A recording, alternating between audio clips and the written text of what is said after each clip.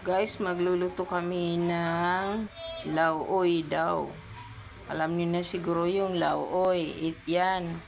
Saka ito. Ito daw yung mga lamas niya. Yung lamas, hindi siya tinipid. Pero tinamad lang. Kaya wala na. Ganyan na. Buo-buo na. Walang slice-slice. So, ayan. Sana po, suportahan nyo ang video namin. Lauoy lang ito, pero good for health po ito. Meron po itong mga benefits sa ating mga katawan. Kaya kailangan natin maggulay. Gulay is life. So, ayan.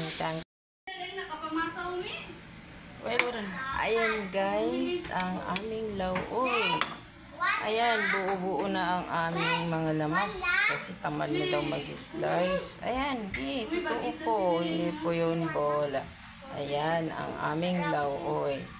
So guys, sana po suportahan ninyo ang aming mga video. Thanks for watching. Bye-bye. Kakain na kami. Kain na tayo.